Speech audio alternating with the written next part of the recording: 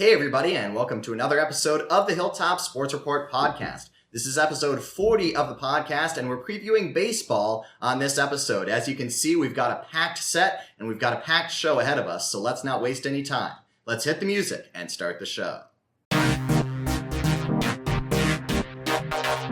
Let's go Rams! Let's go Rams!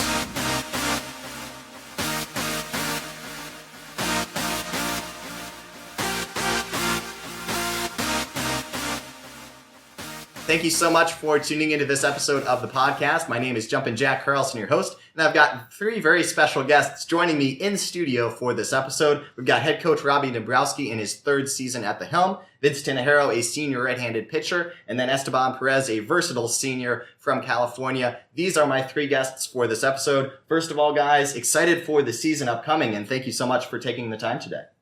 Yeah, thank you. All right. So we're going to start with over there with the head coach, Robbie Dombrowski. Last year, the third most wins in program history for the Rams. And in the preseason poll, which came out last Friday, the Rams were picked number one in the standings. So describe the excitement that you're feeling going into this 2025 season and how you think you'll manage expectations this upcoming year. Obviously it's very exciting. We've got a really good team. And it's cool that, when Carrie asked me for the article, I said, I'll give you the coach speak and tell you that it doesn't mean anything. But in reality, it is a pretty cool thing. It's cool to be, to have the respect of the league, especially the way we started last year. We knew that with so many new pieces early on last year, it was going to take a little while for everything to click. And then you saw it winning 10 of 11 down the stretch. And really, we just played dominant baseball. I think everybody knows that it wasn't a fluke. And had a good showing in the tournament. It's according to Kerry Call, it's never been done before. We've never ever been picked to win the league. So, what's cool for me about all of that is the fact that these guys are finally getting some recognition. So for Vinny to be all-region, for Cale Rose to be all-region, for Cade Parks to be freshman of the year, for Sean Alvarez to be robbed of all-region, for Steve-O to be robbed of all-conference. It's everything that this group has coming, they've earned and they've deserved. And I'm just excited for them to reap the rewards of that. Because every single one of these guys has been overlooked. Steve-O too short. Vinny too short, whatever. They've all been overlooked, and they're all phenomenal players. So it's really kind of gives you goosebumps as a coach to see some other people recognizing how good this group is. I tell them every day as much as I can tell them till I'm blue in the face, and so it's cool that other people notice their talent. Absolutely. And now going to you, Vince, for your season last year, it was quite a time. You came in as the starting catcher. Things didn't go according to plan. You had some injuries, and then you transitioned into pitching. You didn't allow a run for the first 32 innings, was that? On the mound, you were absolutely just dominating out there. So fun to watch. So take us through last season. Describe the emotions, because it was a roller coaster ride for sure. Yeah, it was kind of all over the place, to put it in a simple way, but yeah, I've had this lingering back injury, which even when I was talking to Rob, when I was coming in, I was like, hey, just a heads up, this might flare up every now and then. And then I think it was our first outdoor practice. It was still 40 degrees, and I just cooled down. I didn't stay loose and everything, and kind of felt it go on our first swing of BP.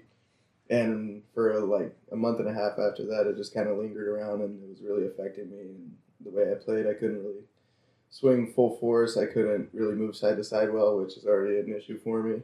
and it was, so that just didn't help anything at all. But yeah, it was just to a point where I felt like I couldn't really contribute in any way. So that's when I talked to Rob and KG, and I told them I think I'm going to just hang them up. I'll stick around and be there, but I'm not going to be any use on the team.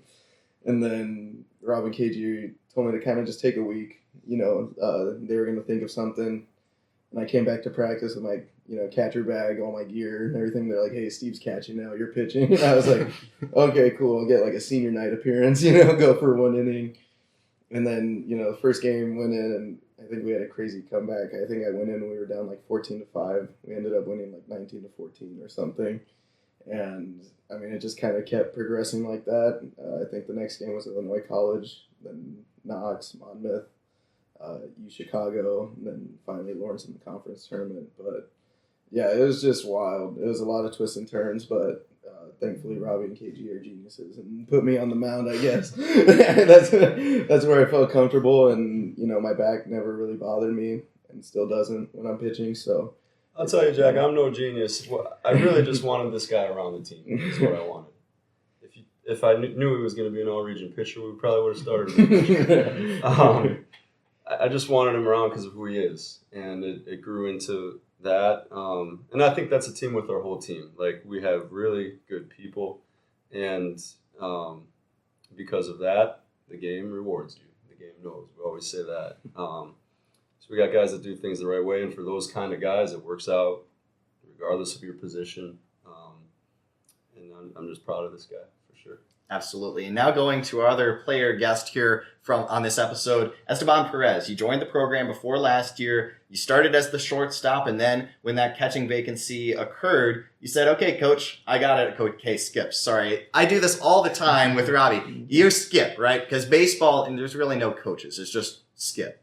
Right? Yeah. It works for me. We'll go with that. Okay. So I was talking with Skip, and he said, okay, you're going to go and be the catcher. Had you caught before? What was that experience like, the first couple innings behind the plate here at Cornell? And talk about how that benefited the team, because we needed your bat in the lineup.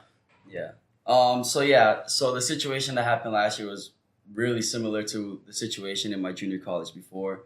I wasn't starting catching, and then I kind of just threw myself out there, and then I kind of valued myself being able to play all positions going up. And then I really love that KG, he's big on knowing each other's role, knowing how to do someone else's part on the team, because if they go down, then it'll be up to you to know their part to be successful. And then what was the other question again? Sorry. Just talk about benefiting the team and just doing whatever you can to help the team put your bat in the lineup and fill that catching vacancy. So I kind of noticed we played, I think in Florida. We rotated every single catcher out, and then we did it often. So then I kind of felt like it would just be more fluid of a game, and we'd be more in the flow if I were to go back there and then just kind of have a steady bat rather than just keep on rotating guys in and out. And then I think Skip agreed with it, and then it kind of just went from there. And then I'm glad it all worked out, and I'm glad they trusted me to fill in that role. Yeah, it took him 3 weeks to tell me. I mean, we're looking for when Vinny went down, we're looking for answers, and finally Steve spoke up. Said, "Did you know I caught him at junior college?" I'm like, where was that information 3 weeks ago? Better late than never, right? Yeah. But I mean, a lot of guys. It was like I said, we had all these new players, and I mean, it was a revolving door at shortstop once we solidified the catching position. And Cale Rose really stepped up. So I sleep a lot better at night, knowing where our guys belong on the field. We won't have that feeling out process this year. I'm not going to wood for that. But and like Steve said, even if things are going to happen, it's baseball. But we've got athletes, and they can play all over, and it's a luxury to have as a coach for sure. Fantastic. And now for you two guys as players playing for this guy, Robbie Dombrowski, he's got that new school mentality and something that I'm sure you guys appreciate. So describe playing for him. Act like he's not here. Just describe playing for him and how important it is for you guys to be this culture setter from last year, going into this year with these new guys that are joining from junior college and freshmen as well. I love it, man. I love the kind of relationship that we're able to have. It's kind of he's one of us, but then at the same time, I feel like he does a good job creating that barrier to he's still our head coach. We still need to have that respect for him, because he generally does know best, for the best for us or the best for the team. So I like it. And then even the recruits he brings in, I think it's he does a good job with that. He brings a lot of different characters to the team, and they're all really good for us, in one way or another, whether they're just a dog or they just bring like some kind of energy to us. Like we all just fit as like one unit, and then that's just honestly all credit to him. Fair enough. Yeah. So going into this next part of the podcast, talking about last season, I have a couple of moments that I want to identify and go back in time with you guys. So the Grinnell game here, game 1 of a doubleheader. Cornell was down by, it felt like 1 million runs at that point, going into the bottom of the 8th inning, chipped away at it, then allowed some more runs in the top of the 9th inning, going into that bottom of the 9th inning where in baseball anything can happen. Describe how that is maybe a microcosm of this Rams baseball team. Never say quit, never die, and just keep fighting until that final out. Steve, we'll start with you. Yeah, so I feel like honestly it all goes down to like our practices. Like we practice really hard, and then we're kind of like, I guess, trained to like fight that way. Like it's never over. Like we're never out of the fight. And then Skip brings it up all the time. Like we never feel like we're uncomfortable just because we're down. And he brought it up like last day or like the other practice. He brought up how he sees that we lock in more, like we're more focused when we're down because we know like what we have to do and what needs to be done. So then that's just one thing like I feel like the culture's big on. It's just like we're never out of the fight. And then like we have games like that to like show that like we truly believe that we can overcome any deficit no matter like how big it is. How about you, Vince? Yeah, well, thinking about that game, it was insane at the end. I don't remember what the exact comeback was, but I mean, even like I said, when that first game I pitched, it was the same thing. We were down 14-5 with like 3 or 4 innings to go, and we ended up winning. We scoring 14 runs in those last 3 or 4 innings, and yeah, kind of piggybacking on what Steve said. You know, the other day, Rob was talking to us and saying how much more locked in we are. Like, obviously, we're focused the whole time, and we don't want to be behind. But with the players we have, there's never really a doubt in what we can do and what we've done already. I think last year we proved that, especially right at the end of the season. We won, 10 of our last 11, I think it was. And, I mean, we were a team that, I mean, we could have easily, just kind of thrown in the towel and just given up on the year, but that's not the kind of guys we have. So, I mean, we're never really counted out, I feel like, and that Cornell game was the one that you could definitely, pinpoint to. And, but yeah, I mean, with the guys we have and the guys we've brought back and that we've added on, it's an insane team, and it's one of the better teams I've been a part of. And, I've never been on a team that's been selected to finish first, so that's pretty cool. But, I mean, just knowing the culture we have and what, everybody brings to the table and everybody knows their role, we're a pretty fun team to watch. And, we're never counted out. And I feel like that's still the same thing that we could say this year, too. Fantastic. You have more to add, Skip? I'd love for us to not ever be behind 14-5. I think, one of the cool things for me is, you have a competitive group when you compete regardless of the scoreboard. Like, if you're a true competitor, my grandpa's my coaching hero. He has this term, competitive warrior. That means, it doesn't really matter what it is. We're going to go play ping pong, and I'm going to win. And, you're really in baseball, you're never playing the scoreboard. You're just not. If you want to play the scoreboard, you're going to be disappointed a lot of times, even when you play well. And you're going to win even when you didn't play well. So that's a big part of it, is we like to compete. You could give us a 20-run deficit, and we're going to try to cut it to 10. You could give us a 20-run lead, we're going to try to push it to 25.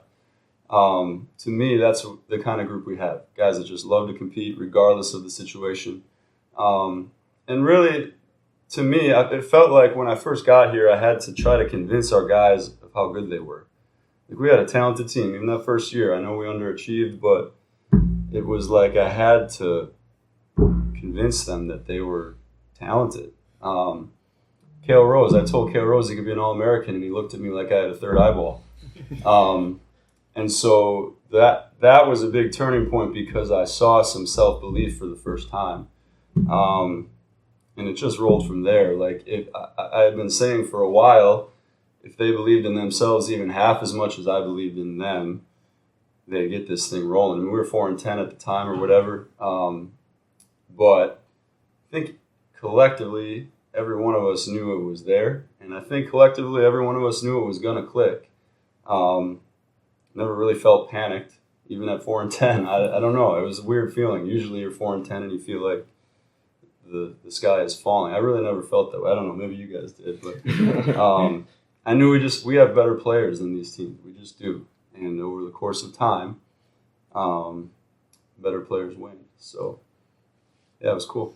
That's fantastic. And now moving ahead to this upcoming season, 2025 campaign. If you'd like, guys, let's go position by position. So Steve-O figures to be in that catching position this upcoming year. Going to first base now, and Sean Alvarez, who the Cookie Monster has just been phenomenal here on the Hilltop and figures to do so again here in 2025.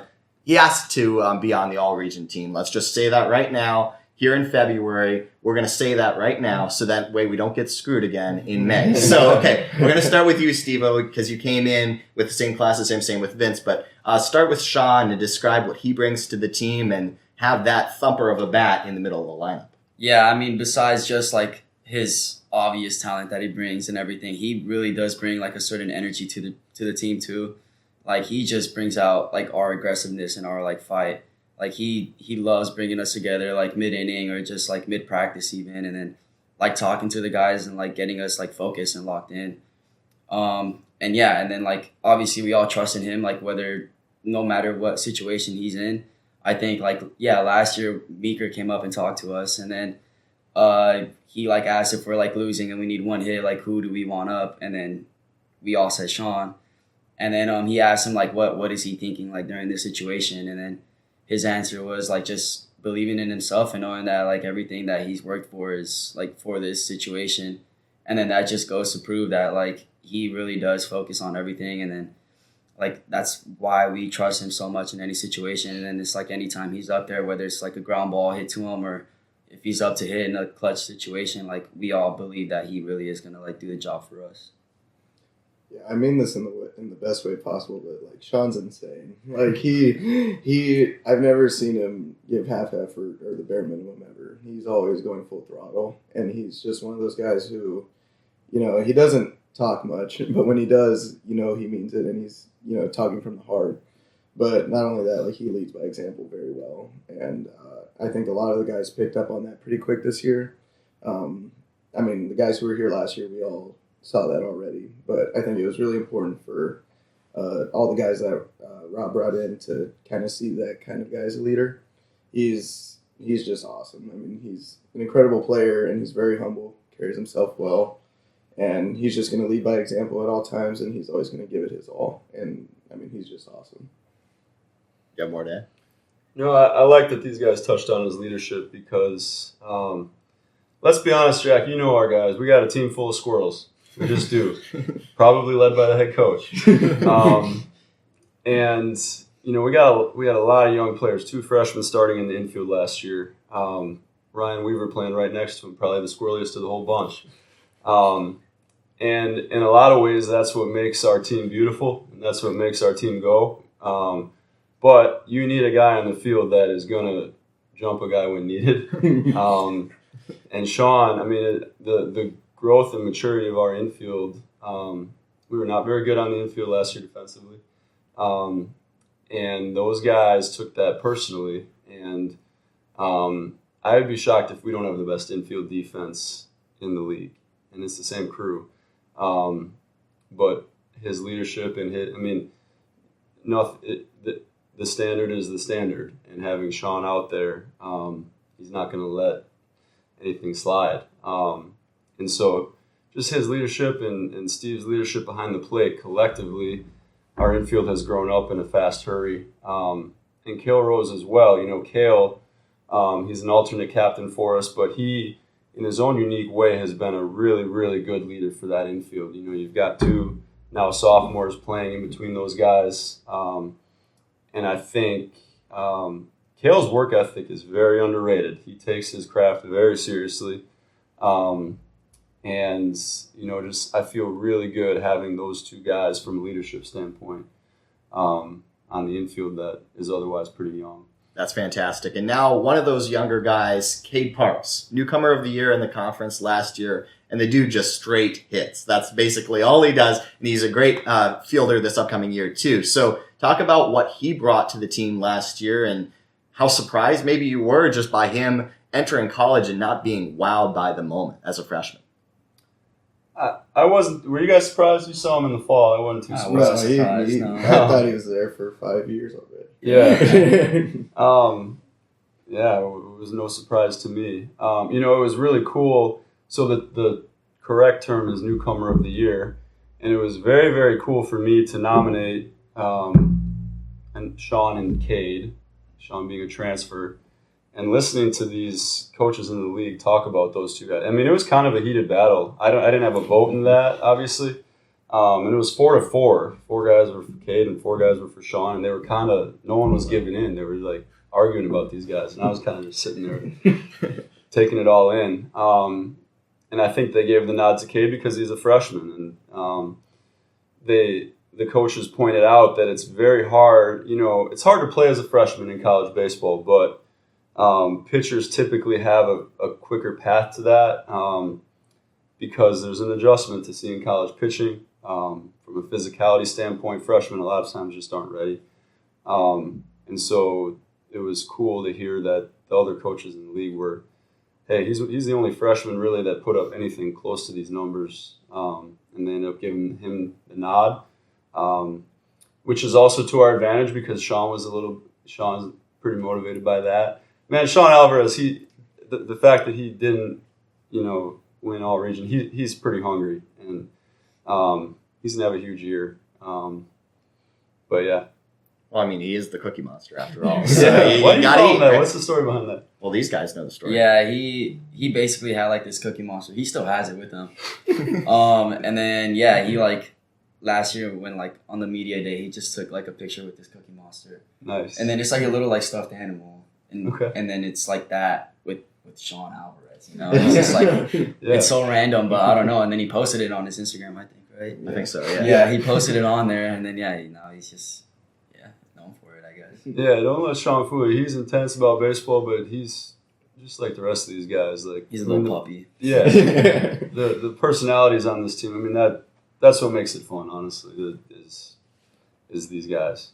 Fantastic. And I don't want to take 6 hours of your podcast viewing time, so let's skip ahead now to the outfield, and we'll just go outfield at large here with Vince Zipperer returning. And Vince, we're going to need some clarification. Zipperer or Zipper? Not quite sure about that. We will need clarification, Vince, because we need to have a one-on-one chat. Also, Seth Beals in center, and describe what that outfield is going to look like with potentially a freshman starting the right field. Skip, we'll go with you. Yeah, there's a lot of question marks out there. I think Zip obviously is a mainstay for us, and he's what he does from a leadership standpoint, even when he was slumping last year, was huge for us. We haven't gotten him out. Vinny probably gave up 4 doubles to the kid last night. He's going to have a special year. And then there's a number of guys in the mix out there. We're excited about Colin Severson as a freshman. Lightning fast, plays great defense. He's a freshman, so you never really know. But he brings a lot of just the competitive dog that these guys like to talk about that makes me feel pretty confident he's going to be a hell of a player. Am I allowed to say that? Heck of a player? Sure. He's going to be a good player. And then we got another newcomer would be Big Horse, Joe Lomelli. He's 7'4". He stole my number. I never wear a uniform unless it's like 100 degrees, but I would wear number 4 once in a while. I gave it to Joe, so he better do that number proud. He's in a special place as a hitter. He's an experienced guy. What is he, 29 years old? Something like that. Yeah. I'm excited for Joe because he has endured some losing seasons at his junior college, much like Steve-O. So to see some of these guys that are just so hungry to win and so excited about winning is really cool. And then you've got a lot of experience between Seth Beals, Paxton Wright's having a really good winter here for us. That position group probably underperformed last year. I don't think that's a shock to say. But everybody here knows that crew is a lot better than they showed at times last year. It's athletic, man. We've got no matter how it shakes out, with the exception of Big Joe, we'll have 3 center fielders, in the outfield. Yeah, Joe's not going to play center. Sorry, Joe. Sorry to burst that bubble. Okay, so now transitioning over to the pitching side of things. Very loaded subject here, but just try and start with the starters and then talk about the relievers and what you're expecting out of those two elements of pitching this year. Yeah. I'm so proud of our pitching staff. You know, we added a number of newcomers, but really what you're going to notice is all of our returners are up a click. I didn't have those guys pitch in the fall. I called it Coach Soper boot camp. I just wanted them working on their stuff because we were fine last year, but there's more in the tank for all those guys. The couple that I'm most proud of, Gus Velasquez comes to mind. His velocity is up a lot. His off-speed stuff is up a lot. Lucas Bruchet did not have any type of off-speed last year, and he's worked hard on really all of it. He's got a breaking ball and a changeup that we feel good about. Grant Morris is a key reliever that is way up. And we'll get to some of these newcomers, but you know, that's what you want as a coach. You bring in competition, and then the returners raise their standard. So I'm very, very proud of really all of those guys. I don't quite know how it'll shake out as far as who's starting, who's closing, who's relieving, and all that. But yeah, I mean, it'll be a true strength of our team, and it's very deep. I mean, we've built up about 6 guys to be starters per se. Obviously, 3-game, 4-game weekends. We don't really see ourselves needing to go much past, 8, 9, which is a luxury to have. We probably go 13 or 14 deep, whereas last year we didn't. So, yeah, I'm really proud of them because they had a good year last year. That probably middle of the pack. But they took that fairly personally. They really had a chip on their shoulders despite having, in my eyes, a pretty good year. I think they saw the offense shining and breaking school records for runs scored and all that. And they want to break some records, and they will. It's a really cool pitching staff.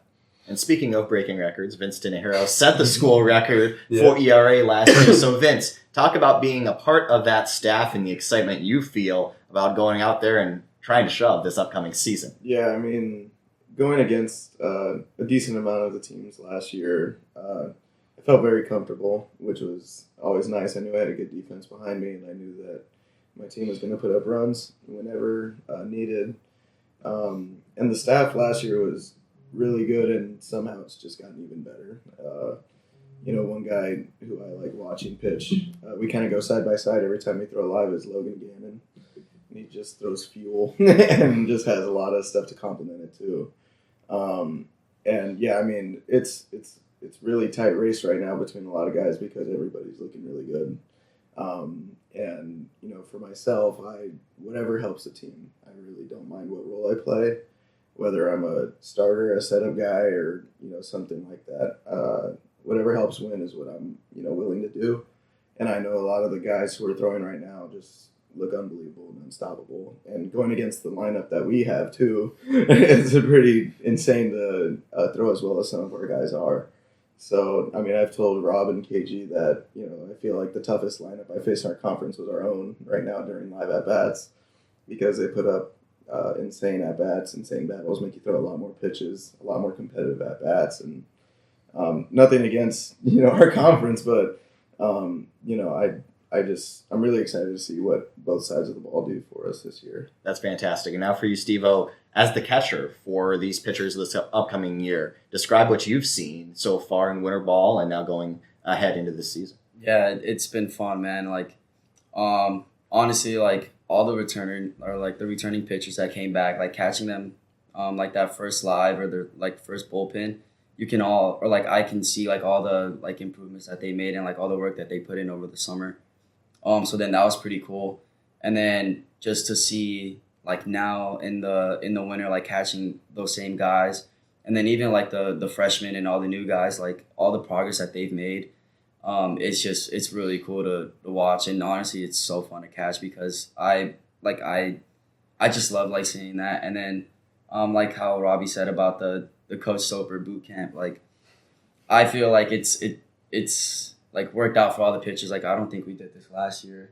And then it's like they've all taken just a huge leap, and then I think it's gonna help every single one of them out. And then at the end of the day, it's gonna help us out as a team.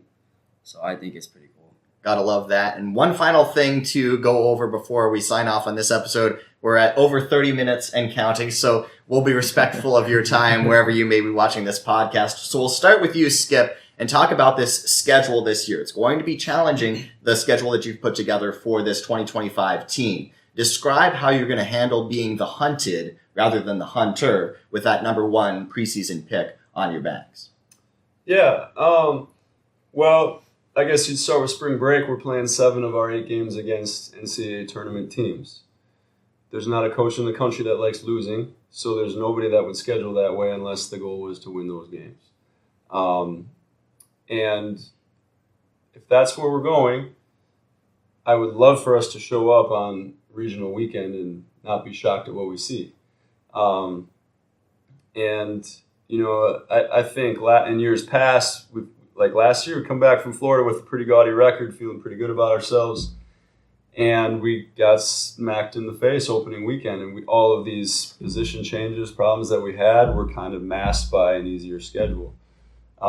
So I'm fired up for it. I know the boys are. California has been really, really good to our roster, man. These guys, obviously, but I mean, there's so many on the team, a lot of them being seniors. So to be able to take those guys out there for senior year, you know, it's going to be a special trip for them. And I'll put a plug out there. I don't think anyone from Cal Lutheran is going to be watching this, but they pretty much passed on Steve-O and Sean Alvarez. So they were kind of in the recruiting mix on both those guys. When I heard that, I thought there's no way we'll ever get these 2 guys. But they kind of, I don't know, more or less, they told Sean he'd be like the 3rd string outfielder or something like that. I don't know what they were telling you, Steve. Kind of cold shoulder. I don't know. So those guys are going to go, I mean, it'll be cool to have those guys play against a program that, for whatever reason, I don't know. Did they want you, Steve? Yeah, not as bad as I wanted you. No, yeah, they didn't want me as bad. I didn't. I don't know. I don't really want to speak too much on that. Fair enough. Yeah, they didn't want me as much as you did, Skip. Yeah. So. Yeah. But yeah, as far as the hunt, I mean, all of these conference series, they're all high juice, man. It's not like they're going to be any more intense because we're, you know, projected to win the league. You know, they're all tight battles, all fun games, and we know we have good players. So our message would be bring it on. You better bring your best punch, or the series isn't going to be very fun for you. So you better show up and act like we're the hunted, or you're going to have problems on your hands. All right. Well, fantastic. And I guess I lied. We've got a bonus question for you, extra credit question. Unwritten from last year. Is it making a return here in 2025? And if not, what is the desired song that you're going to be playing after wins? No, we've been talking about that. Actually, we're not sure It's yet. very important. But Very we're trying important. to. It's hard to follow up a song like that because it's pretty awesome. Absolutely. And you know, and it's just high vibes whenever you played it. You know what happened. So I don't know. We're kind of trying to figure that out. We talked about it, I think, just last week about what we could throw in to either make it different or keep it the same as last year. But Yeah. There's definitely a lot of talks about it. I don't know. Me personally, I don't think we should stick with the unwritten because that was last year's like song, and then it was like written. So I guess it became written. yeah. But I do like how like it left a little sour taste in our mouth with the way it was written. So then I don't know. But yeah, we did have a meeting about it, and I think the song we have this year is going to be way better than unwritten. Okay, well, stay tuned and make sure to tune in for Cornell Rams Ask the games. audience. They can email Jack or myself. We're open to ideas. Absolutely. So Hilltop Sports Report at cornellcollege.edu if you want to share an email, or R. Dombrowski at cornellcollege.edu. Fire away any suggestions, and we'll pass them along to these guys, and hopefully it can bring good vibes for the Rams here in 2025. Well, thank you to you 3 guys for joining me on this episode of the podcast. Could talk baseball with you guys for hours upon hours, but again, being respectful of our audience's time. Thank you so much for joining me, and best of luck this season. Can't wait to see you out there, hopefully on the weekend of March 1st, But again, it is negative 14 here in Mount Vernon this morning, so that might not be optimal baseball weather. So stay tuned to the Cornell Rams social media platforms as to the updates for that. Best of luck to the Rams. My name is Jumpin' Jack Carlson, thanking you so much for tuning in. Best of luck to the Rams. Unwritten is not the song this year. We'll see you next time. Let's go Rams! Let's go Rams!